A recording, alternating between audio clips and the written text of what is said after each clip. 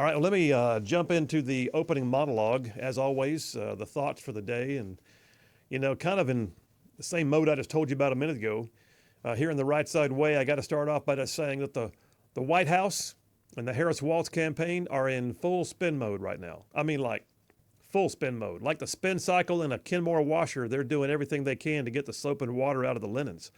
I mean, it's an absolute mess. You've already heard what happened when Biden opened his mouth on a Zoom call.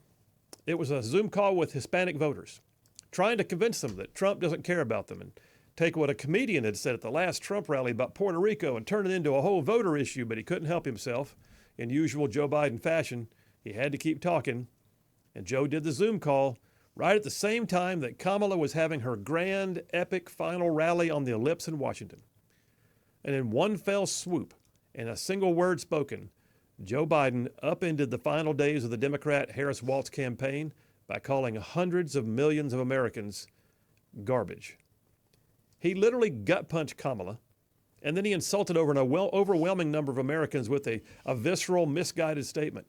And it just sucked the wind out of everything. Trump was told about it while he was live on stage by Senator Marco Rubio later that evening. And last night, and what had to be one of the best retail politics positions I've seen in a while, Trump put on an orange work vest, climbed up into a Trump-branded garbage truck for the photo op of all photo ops. He even kept the orange vest on and wore it out on stage to his rally last night in Wisconsin, just having fun with it. The crowd loved it. Meanwhile, the liberal media is trying desperately to say that what he said, that what Biden said and what we heard are just not the same thing. The White House got caught editing the official transcript of the Zoom call, trying to make it look better. I'm pretty sure that's not only an ethical violation, it's against the actual law. But nonetheless, the whole thing is both comical and it's also filled up with jackassery. He insulted us, and then they lied. But the damage was already done. Joe couldn't keep a bridle on his tongue. Look, sometimes speaking out of turn can do more damage. It can even take a good thing, make it a bad thing. You ever been in the middle of something that was somewhat tense, only to have one of the participants just deliberately make it more difficult by saying something unnecessarily inflammatory? I mean, like literally throwing gas on the fire, taking a tense but otherwise productive moment, just blowing it up. When that happens at times, you look at it and go, that was impetuous or that was immaturity. But to me, it's also a sign of a lack of control, even arrogance, sometimes a lack of professionalism. I'll never forget once I was in the middle of a very contentious legal battle as an attorney. And I was huddled up with the opposition lawyers in a side room, and the judge had ordered us all to go sit and work something out on whatever the latest point of contention was. These lawyers, they had already become some of my least favorite people in the world. One of them was so bad that I had a running list of ethics violations that I was considering reporting to the state bar. But in any event, we were directed by the court to go sit down, come to some terms, so I was trying to do just that when one of the other lawyers, taking issue with my stance on something, looked at me and said, "Well, Phil, I just think you're on some kind of a moral jihad here." Well, I'm going to tell you right now, I came out of my seat. Having recently just completed 2 combat tours in the Middle East, the very idea that anyone would use the word jihad to describe anything I said or did was something I was not willing to overlook. And I told him so, very directly. And as he sat there in stunned silence, I told him what I thought about his poor choice of words and his poor choice of clients, and then I went out and told the court we were not going to reach an agreement that day. Basically, we might have gotten somewhere that day, but for one man's ill-spoken comments that only made the situation worse. Look, that's exactly what we're seeing with Biden. Biden was trying to capitalize on the moment when a comedian said something about Puerto Rico and change it into something that it's really not. And in the course of doing so, he just threw gas on a fire that was already burning, a fire of people around this nation who do not believe that Joe Biden, Kamala Harris, Tim Walz, the Democrats in general, care about them personally, for that matter, even care about them at all. Now listen, I'm not perfect. I've said some things in my day and had to retract my statements sometimes and even ask for forgiveness, just ask my wife. But it's one thing to be in the heat of an actual argument and say regretful things while emotions are high. It's an entirely another thing to be in a professional environment and then speak unprofessionally. You see, the world actually expects professionals to act professionally, to present themselves professionally, and yes, to even speak professionally. In the first chapter of the book of James, We're told that, quote, anyone who thinks himself to be religious but does not bridle his own tongue is deceiving himself and his religion is worthless. What that basically means is you speak out of turn, you can destroy your witness if you're not careful. It's a bit of a paraphrase, but think about it. That's what it's saying. Thousands of years ago, James was inspired to put that down in Scripture, in written form, about how important it was for someone to recognize if they run off at the mouth all the time, it's only going to destroy their reputation, even to the extent that people will begin to question their credibility on things that matter.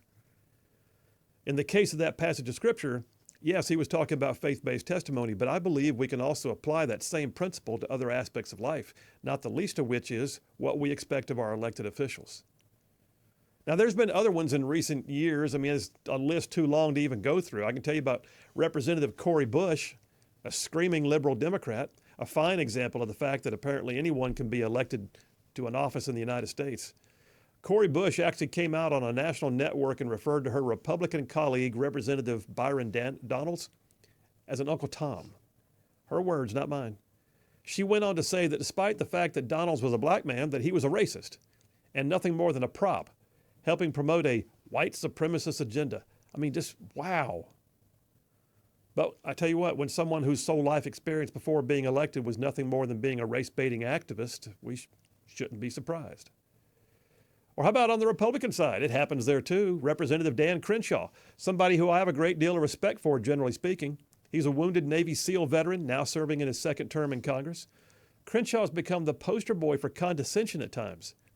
Shaking his head on national TV, he adamantly derided anyone who disagreed about a vote on Kevin McCarthy as not being a team player. But then he went so far as to say they just need to get in line and shut the blank up. I'm going to be honest with you, I think it's time for Crenshaw to take his own advice. And as long as I'm playing fair, let me stick with the Republican side. How about Representative Matt Gaetz?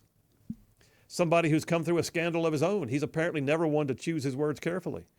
Inflammatory is the way he likes to operate. Gaetz, among other incendiary comments, once said about Kevin McCarthy, if you want to drain the swamp, you got to put the biggest gator, you can't put the biggest gator in charge of it. Look, comments like that smack of grandstanding, and they only serve to more fully jam up the process and cast his position into one of belligerence instead of being one of principle. But here's the thing. At least those three knuckleheads that I just talked about, at least they were talking about each other. At least their insults were confined to that narrow, focused group of their own peers. But I don't think that any of what I've heard or seen has had the dramatic impact of what we saw in Biden's last gaffe. You see, Joe Biden, he's known for his malaprops, his gaffes, his word salads, his embellishments. But he's not always been known for outright insults of hundreds of millions of people. But in recent months, and now especially now, he has joined the ranks of his peers. Like Hillary Clinton calling us all a basket of deplorables. Or Barack Obama claiming that conservatives are just out there clinging to our guns and Bibles. Joe chose to stick the knife into millions upon millions of people by telling the world that in his eyes they are all nothing but garbage. Well, Kamala had her big speech on the Mall in Washington, D.C., her great moment in the limelight to look presidential, provide the closing statements for her campaign. At the same time, Joe got on a Zoom call, stole all of her thunder. Joe fired the insult heard around the world. Everybody's talking about it. Kamala gave a speech, and nobody remembers it. Nobody. Politicians need to get a hold of their tongues, though. They do. And remember that every word they speak out of turn now is one that they're going to have to live with later. We need professionalism. We need leaders to start bridling their tongues. Otherwise, the voters are going to have a lot of trash to take out. And that's a wrap for the Right Side Way.